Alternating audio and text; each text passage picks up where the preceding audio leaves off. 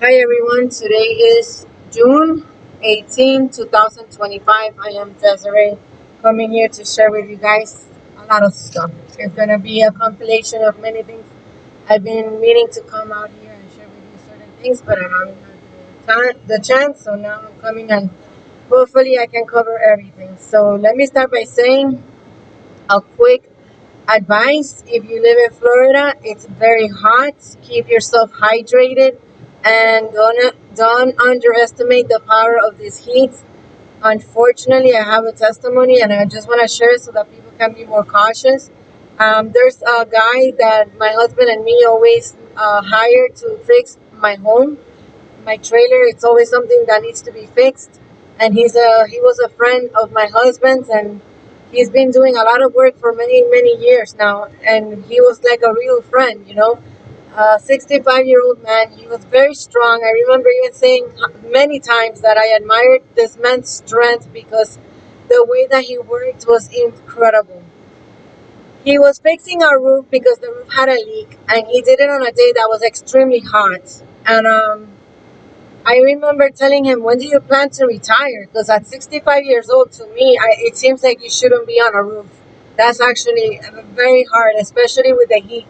It's almost 100 degrees, even more in Miami. And so, literally, that day when I saw him working, he told me he's going to retire soon. Unfortunately, after he got off the roof, he looked pale and he claimed to feel sick. That night, he actually went to the hospital and ended up in a coma. And like 3 or 5 days later, unfortunately, he passed away. He did have a problem with his heart throughout his entire life, and he did have a family generational curse, which that's what that is, where most of his family members perished from a heart attack. But I honestly, with all my heart, believe that he had a heat stroke, and unfortunately, it was just a fatal one. So I'm just coming out here first with this announcement. Be careful with the sun. It's not a normal heat here in Florida. I don't know how it is in other areas, but I was even talking to my sister, and we've been here most of our lives, and we're all in agreement, my husband too, that this heat is not normal. It feels weird. It makes us feel sick. You end up feeling drained, even if it's just like 20 minutes outside in the sun. You come back in the house and you feel tired, like not normal. So keep yourselves hydrated if you live in Florida, and make sure you do not underestimate the power of this heat. Be careful with having heat strokes. Okay, so having said that, I'm gonna share with you guys a dream that I had with Oprah Winfrey once again. This is not the first time. God gives me a lot of dreams, you guys, with celebrities, just so you know. And in this dream, I was wanting to share with her my testimony on how God healed me from schizophrenia, but she was resistant and telling me that she did not really want to hear it. And so I said to her in the dream, I know that if you would hear my testimony, you would believe in Jesus the right way, because she claims to believe, but she really doesn't believe. And then I said to her, like, I know God wants me to share these dreams because it's for the people, not just for Oprah Winfrey. I said to her, when you find yourself in hell, just know that you're not in hell because of, what was it I said? To know that she ended up in hell not because God is evil, but because she rejected Jesus. So if you have an opportunity to receive the gospel and you renounce it and you find yourself in hell, then that's the reason why you're there. It's not because anything other than that. We got Jesus provided for us a salvation, and it is our free will to choose it. And if you don't choose it, there's nothing God can do. Now, I want to share with you guys another dream that I had that God wants me to share, and it was about a medical industry health center. I was walking in a very beautiful green area with a lot of trees, and I was walking with my son, and we were entering like this really nice landscaping type of area.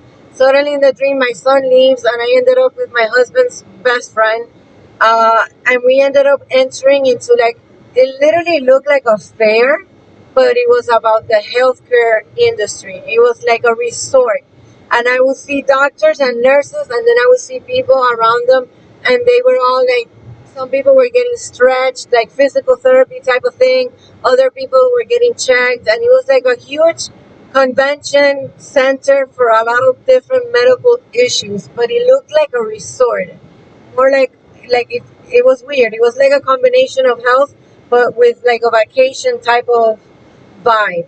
And so in the middle, this was a while back, so I gotta try to remember the dream. In the middle of all that, I remember that a doctor was looking at my face, and then they were talking about my facial assembly, and they were saying there's something wrong with you, and they were thinking it was fillers. And no, I've never had anything done to my face in real life, and in the dream I was saying this. I've never had any fillers. I've never done any plastic surgery. And then he goes, oh well, maybe it's because of the vaccine. And I said, no, I never got the vaccine. I never got the CV shot. And when I said this, the entire place became silent. And they all put their eyes on me. And this fear just gripped me. And they're like, you never took the shot? And I said, no. And they were like, you're not even supposed to be in here if you haven't taken the shot.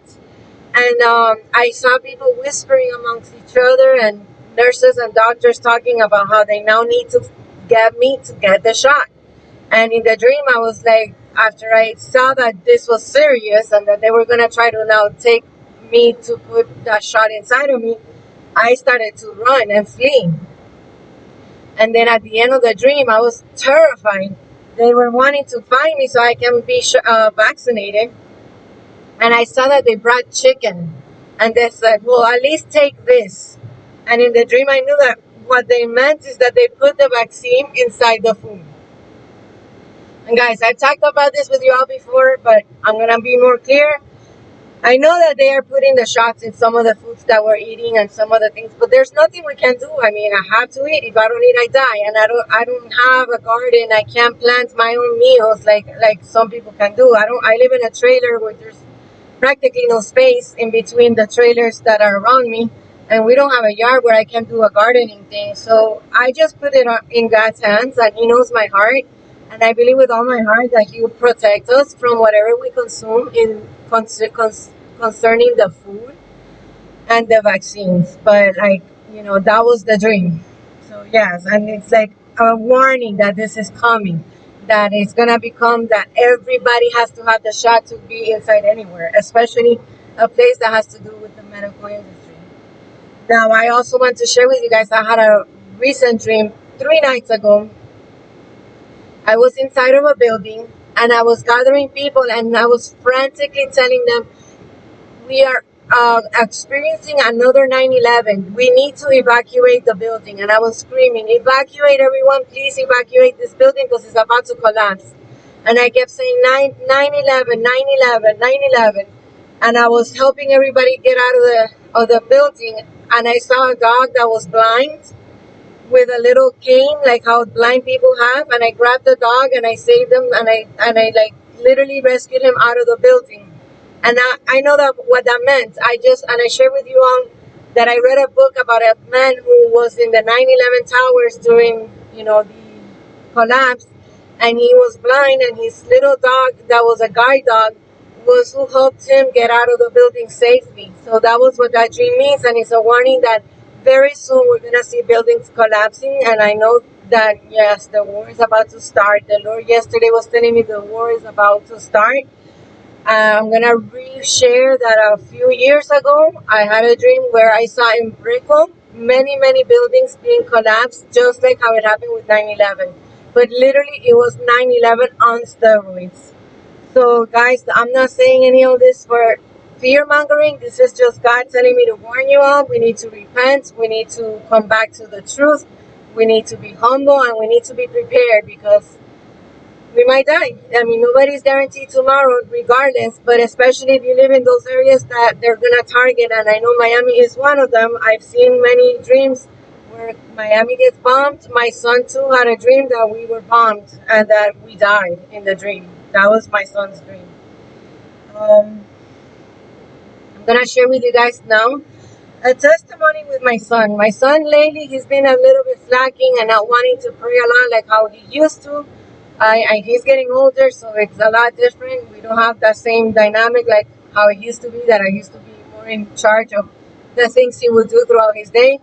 But I'm trying to help him because he's having a lot of pain in his legs. He works very hard. He's thankfully for me, and he's been working most of his life after high school. He's always had a job, and he works standing up and walking a lot. And he's now having a lot of pain in his legs and in his feet and in his knees. And because of that, he's like, okay, I think I should pray because I can't take this pain. And he's kind of scared that, he's going to be messed up in the legs. So because of that, he's wanting to now pray. And he was telling me, let's pray together.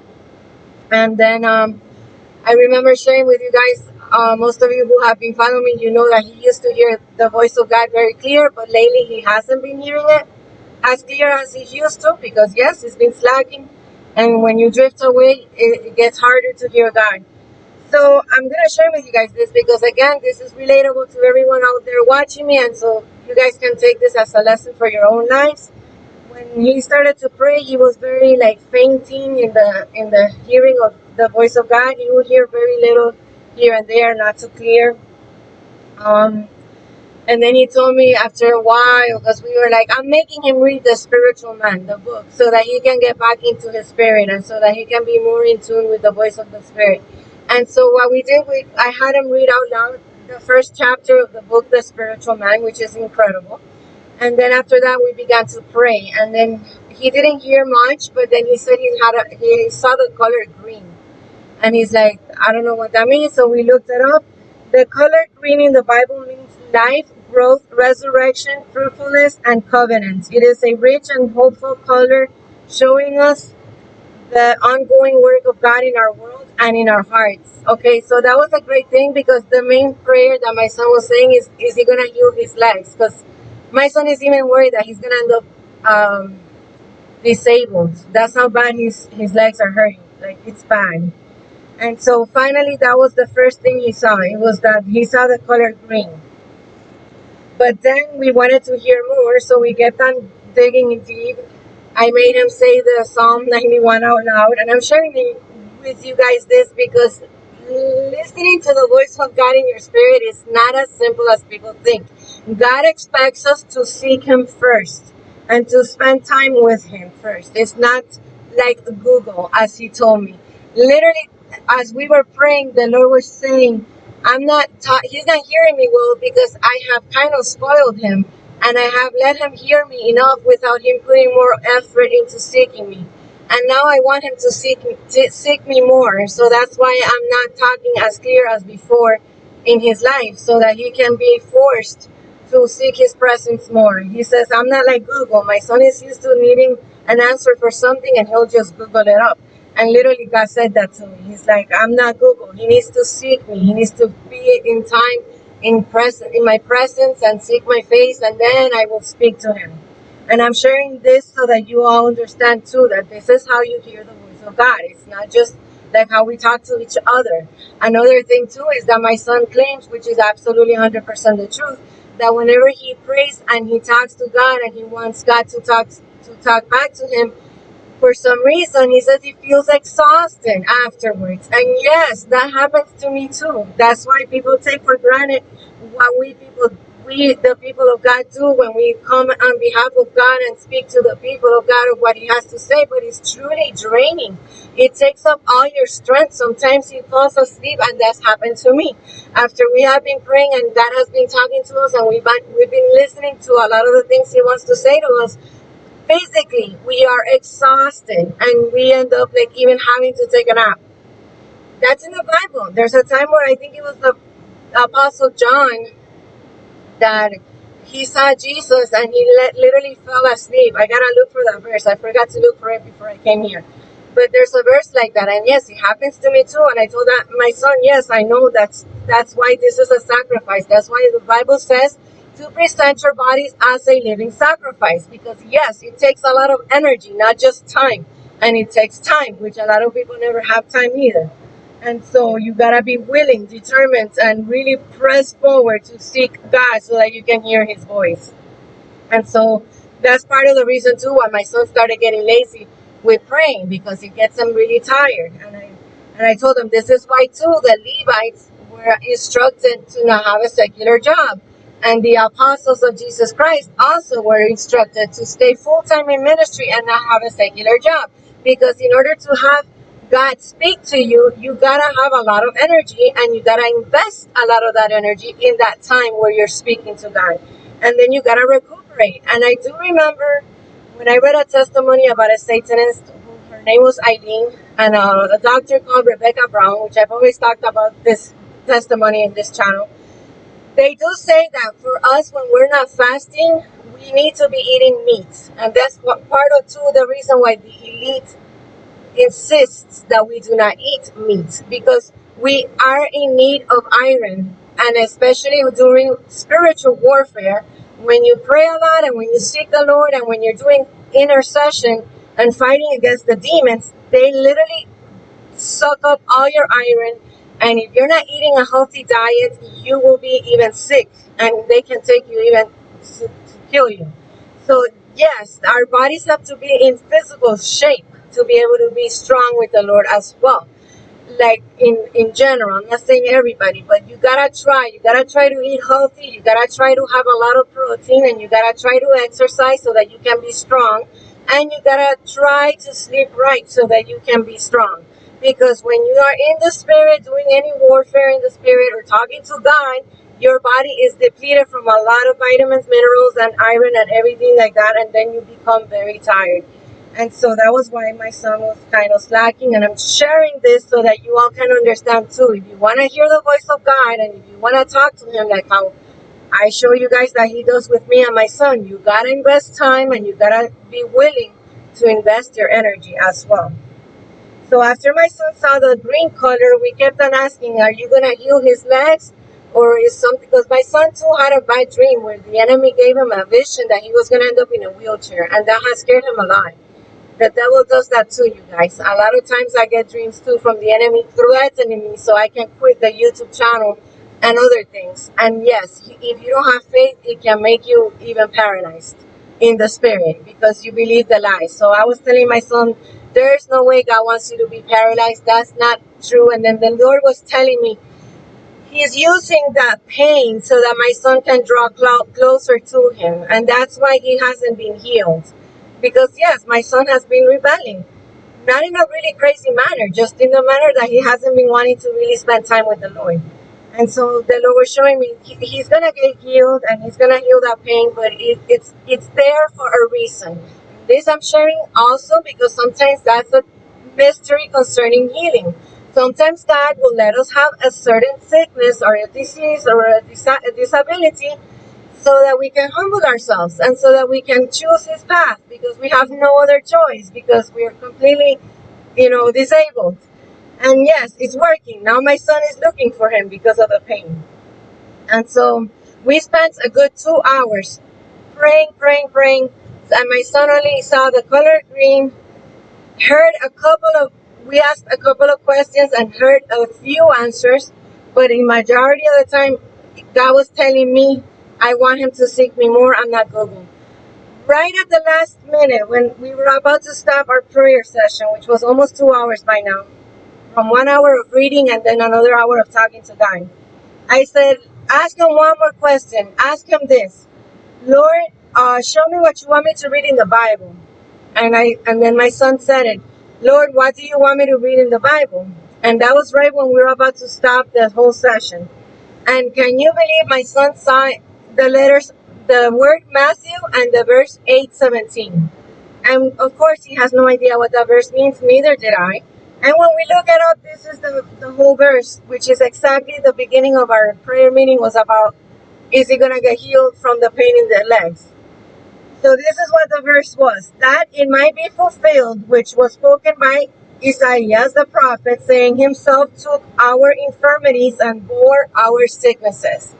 So literally, praise the Lord, God answering my son at the last minute and gave him a lot of faith. And my son was extremely excited because yes, he was kind of worried.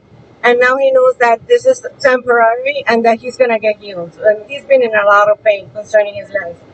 And that gave him a lot of faith. He goes, there's no way this wasn't God. And I want to share this so that you guys get faith and you understand that God is a God that is approachable and that we can absolutely speak with him. And if we really intend to seek him, he will be found. The thing I was telling my son is too, because he was asking me, why do I gotta spend so much time like doing all this to talk to him? Well, in the measure that you seek him, in that same measure, he will reveal himself to you. You gotta seek him a lot if you want God to reveal himself a lot to you. And if you seek him a little bit, then God is only show himself a little bit. That's just how it works, you guys. I was telling my husband this testimony because my husband too has a lot of stuff going on with his body that is not pleasant, and I've always prayed for him, and sometimes God heals him and sometimes God doesn't. Sometimes God removes the pain and sometimes he doesn't. And I was telling my husband everything concerning my son, and I'm saying this applies to you too. God is using this pain to draw you closer to him. And then I asked I was sharing everything, and then like my husband has always been like, but I want to hear God more. I want him to talk to me more clear. And I told him, well, you gotta seek him more. You gotta spend more time reading his word. And then I told him, you know how long it took us to get God to start talking to my son? It was almost 2 hours when he started talking. That we were there trying to seek his face and find a prayer answered. And so there was one day that I wanted to share with you guys where my husband was trying to sleep, but he couldn't sleep. And I had put on a thing that he gave us that is like to kill mosquitoes. And it has those blue neon lights. And there was like a lot of stuff going on with the mosquitoes, with termites and everything. So I had that light on while he was trying to sleep. And he kept on not being able to sleep. And he asked God, why can't I sleep? What's wrong? It was weird. Like my husband doesn't struggle with that. And he said to me that he heard clearly the blue lights. And so those are the moments where God has mercy and will speak to us even if we haven't spent time with him. And it happens every so often. And literally, yes, it was the blue light. As soon as we took it out, he was able to fall asleep and not have any more problems. And by the way, it's bad for our health. This is the same light that they have placed in all the public buses that looks like a mobile tanning bed. Like those lights are bad for our health. We looked it up to confirm it to see if God was really speaking, and yes, the light causes sleep deprivation and other health issues, even cancer. And so be careful with any neon lights in your life because they're not good. And so my husband's pretty busy. He has a lot of work always, and he's always, doing this, doing that. So for him, it's harder to seek God the way that I seek him, but I offered to do it so that we can try to ask questions like how we did with my son, and he was too tired and he said no. But I'm sharing this so you guys can start doing that yourselves at home and look for him, and he will talk to you eventually. You gotta press hard and you'll see him. Now I want to share with you guys a dream that I had after we did that whole prayer meeting, me and my son, and we read the Spiritual Man chapter 1. The Lord gave me a dream because now my son is becoming aware of the faculties of our flesh and the faculties of our soul. And on that same night where he understood all that, I had a dream where I literally saw his soul fighting with his flesh. And it was a long dream. I'm not going to explain all of it, but at the end of the day, it was crazy because they both had a vaccine on their hand, the flesh and the spirit. And in the dream I saw that the soul stabbed, the spirit stabbed the flesh on the soul, the spirit stabbed the soul with the vaccine, and the soul, and my son's soul fell on the floor, and he was devastated because they marked him in the dream. It's hard for me to do this without making a move. And so I told my son this dream about that, and he freaked out because yes, it's that scary, you guys. We're now entering a time that we cannot be cannot be careless, because before we could sin and we can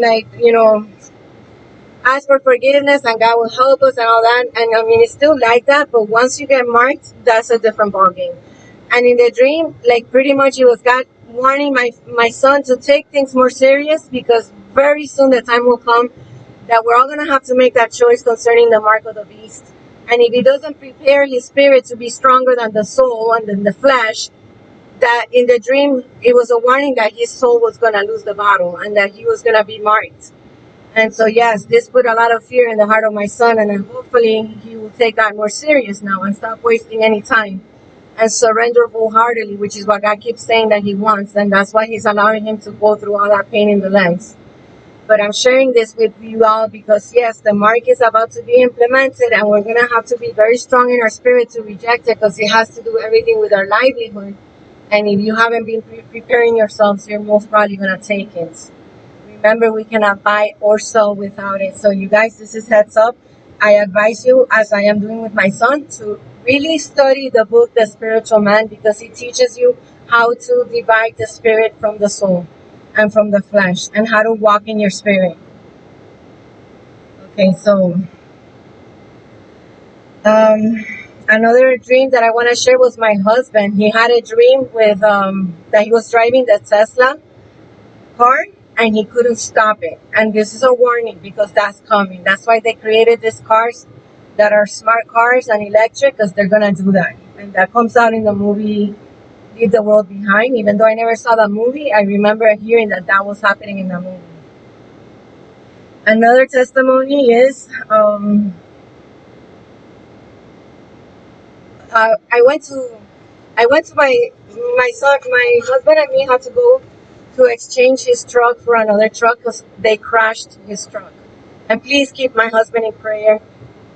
I mean, so many people crash his cars. Like, you don't even understand. This is part of the spiritual attacks that I also talked to you all about. I mean, it's so scary. And they crashed his truck that it was it was more affordable to trade it in than to fix it. He couldn't have the money to fix it. So when we went to go to do that and to get a new truck, the dealership, one of them that was there, it's a friend of my husband. They know each other from the casino. And he's a middle-aged man, very masculine. And somehow they started talking about how he started talking, the dealership guy, how back in the day, the kids were made stronger than how it is today, because he was remembering that if you would break a bone, your dad would be like, oh, you're going to be all right. It's not a big deal. Go to the hospital, get a cast. And he says nowadays the kids freak out and have like a total panic attack, and it's like completely different. And then my husband was agreeing. There's another guy too, they're almost the same age, a little younger than my husband and me. And they're all like, yeah, the kids nowadays have been raised too comfortable. And then they started agreeing about how it's kind of their fault, because they went through a lot of poverty when they were young, and they didn't want their children to go through any of that, so they kind of spoiled them. And then here goes the dealership guy talking about how he has 2 daughters, and how he loves to spoil the girls. And then he's talking about how his wife is always saying that she doesn't like it the way that he spoils them, because she thinks it's not good for them. And he's like saying, no, but I don't care, because I'm making it hard for whoever wants to date them, so that they have to step up and be like how I am. He says that he even brings them flowers, and that they pamper them with all types of luxuries and great restaurants, and that they're very high maintenance women. And I was thinking, and I'm like, you know what? This is what created this disaster with this woman nowadays. The feminist movement is actually the fault of the man. Like, for real, you cannot blame the woman. You raise the woman to be like that, and then they become really, really high maintenance and very hard to please. And then anybody wonders why. Well, that's how they were raised. These fathers, and there's a lot of them, raised this woman to be never satisfied, and nobody can ever even, bring to the table what the father did for them, and they become entitled. So I just want to share with you guys, if you're that type of father, don't do that. That's not good for them either. Like, at the end of the day, they're not going to be strong. They're going to be weak. They're not going to resist the mark of the beast. They're going to be materialistic. You're robbing them from learning how to value money. You're robbing them from being humble, which is a very beautiful virtue. And you're you're setting them up to fail, because if you're entitled and you're always thinking that you deserve everything, nobody's gonna want to be around you, and especially marry them. They're not gonna get married. Like, a lot of guys are giving up because of that too. The women are never satisfied, and nothing you can do is ever good enough. So if you're one of these guys, don't do that to your young daughters. His daughters were 10 years old and 14 years old. Like, if you raise them like that, they're not gonna be a good wife either. They're not gonna sacrifice themselves because they are entitled. And I was thinking, yeah, the feminist movement has a lot to do with the way the men have been. We got those types of dads. Then we got the dad like my niece's dad, and unfortunately my brother was completely neglected. And then that one, she has psychological problems, and she has a lot of rejection in her life. And unfortunately, I just found out she got divorced from her husband, and now is a lesbian. So we got those different types of dads. The one who create the one like my niece, and the one who create the ones that are never going to be satisfied, and they're not good wives because they're too entitled. So yes, if you want to blame the feminist movement on somebody, it really truly is the fault of the man. Then you got the other men who want to train their daughters and wives to be complete providers, even above the guy, and then pretend that they can submit and be a humble wife and serve the man like if that was, her full-time job. That doesn't work, you guys. The moment a woman can earn her own money and make a living, it isn't even fair that she serves the guy like if she's been home all day, when in truth she hasn't. That's just common sense, and people want to throw that out. Men want to throw that out the window. It doesn't make sense. You're gonna expect her to pay all the bills and then also be a homemaker and kill herself cleaning, cooking, being a wife and a mother? No, that does not work. So yes, for anybody out there wondering what's going on with the feminist movement, you can all point the finger at the man. I'm sorry to say this. So take my advice and raise your daughters in a balanced manner. Be nice and kind, but also don't be too nice and too kind, or to the point that you create divas and entitled women that then nobody can be around because they think that they are God in the earth and God's gift of the earth. It's not good. It's a weird and horrible kind of personality. Actually, it's not attractive at all to be so entitled like that. So I want to share with you guys another thing. I had a dream where I was in a place where there were two men and they were Christian. I remember it was like there was a worship atmosphere. There was a Christian worship song playing. And one of the men came to me, and I was like this with my hand worshiping. And I remember that as he approached me, I felt God's presence, and I broke down and cried. And he grabbed my hand and he said in Spanish, if you don't get tired, nothing will defeat you, Desiree. And I broke down and cried because, yes, that's my problem. I'm exhausted. I'm sharing this dream with you guys, even though it was a personal message for me. So you can please pray for me to be able to continue, because I am exhausted. I don't know how you are. He kind of literally told me, don't be tired, but I don't know how you do that. I don't know how you do that. Don't be tired. I am very tired. This is why I haven't been out here in YouTube, and I just don't know how I can keep doing this. So if you appreciate my videos, please, I ask you with all my heart, if you can, to pray for me to have supernatural strength, because I am exhausted.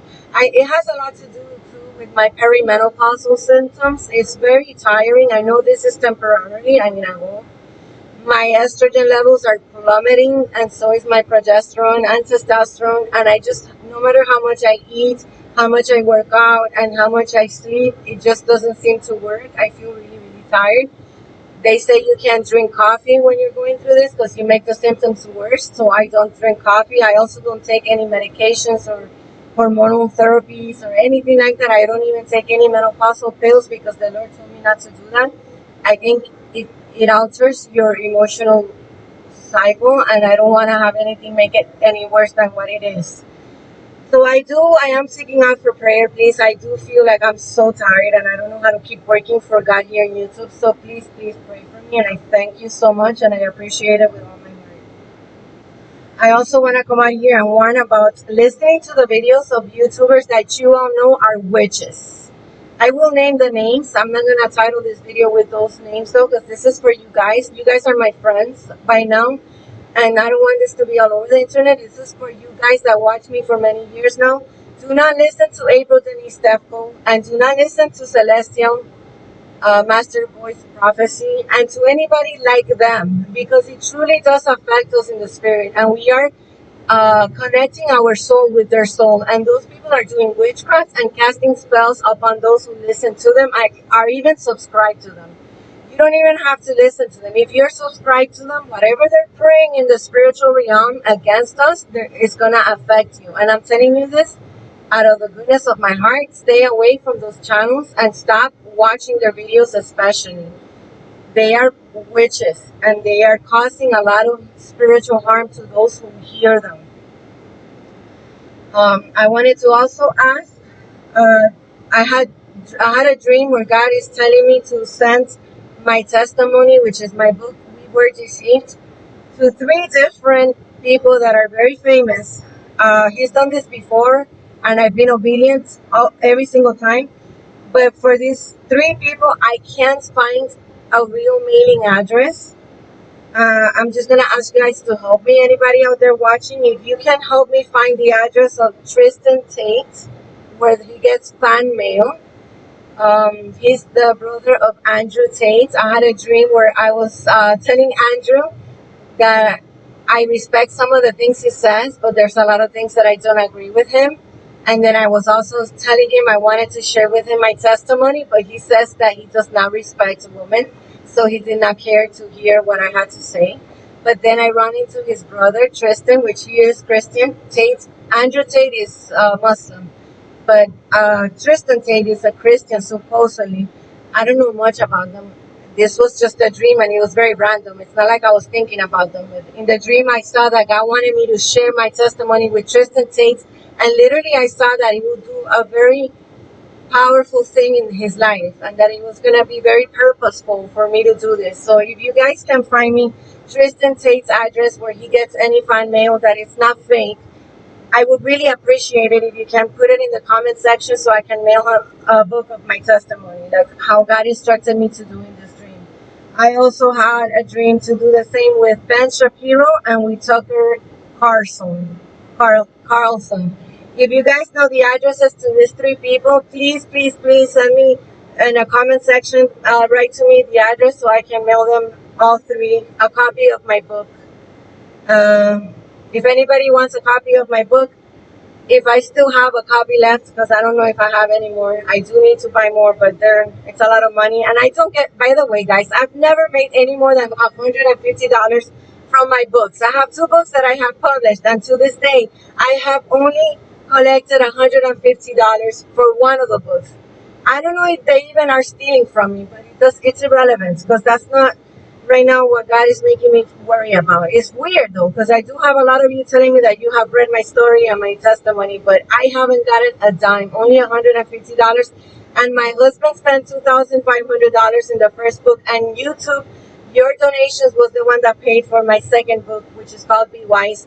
And honest to God, I haven't gotten any money from it, but that's not that's not why I did it. And I know it's going to be banned eventually, so I'm just trying to spread it out as much as I can. And I have bought like a bunch of copies, but I'm almost out. But I know that I still have a few. So if you want a copy of my book, tell me, and I'm going to see if I have another copy and send it to you as well. That's the way. I wanted also to share with you guys, I came here the other time about a family member that I was talking about how he's having problems with his wife, and that he was raised in an occultic family, and there's a lot of satanic rituals that were done on him, and he needs prayer. Well, it turned out that he never really reached out for me to pray for him, but either way, my husband said he does not want me to do that. And I can't blame my husband, because yes, the retaliations against us every time I do something is very powerful, and it does affect him as well as my son. One day, hopefully, they can both testify. My husband's words were literally this: if we get attacked the way we get attacked when you post a video on YouTube, what's going to happen when you pray for this man? Because yes, we all know his demons are super strong. So he's like, no, you're not doing that. You're not praying for him. He has a pastor. And I go, okay. I mean, yes, technically he does have a pastor, but I don't understand why his pastor hasn't liberated him. And in my dream, God was telling me that if they wanted me to pray for him, for me to do it. But they never even reached out anyways for me. As a matter of fact, he went crazy like a week after and was threatening to kill everybody and was going nuts. But yeah, he was just sad. It's not gonna be for real. But I'm just sharing you guys. It can get really bad. If you can please pray for him. His name is Octavio. He's just very hurt because he does have beautiful 3 children, and the separation, because they're about to separate him and his wife, is really really hurting him, especially because of the kids, and he doesn't know how to handle it, and he's just going crazy. But I pray to God that he overcomes and nothing tragic happens. And if you guys can please keep him in prayers and pray for peace and liberation, and that nothing bad happens. His name is Octavio, and yes, just please pray for him. One more thing I wanted to say: stop talking with the AI. That AI thing is all psyop. It will tell you what you want to hear. It's never going to tell you truth. It's demonic. And if you have a certain belief about something, it will just affirm you. It's not good, you guys. That's a deception. And I'm just going to leave it right here. I'm thankful I went through the whole thing. I was able to get through it all. Thank you so much. I'm not sure when I'll see you again because, yes, I am really tired and I have a lot of things that I still got to do with a lot of less energy. So please pray for me. Thank you for all your help. Thank you for your donations for those who do donate. And please write me the addresses to those people if you can find them for me. May God bless you and have a great day.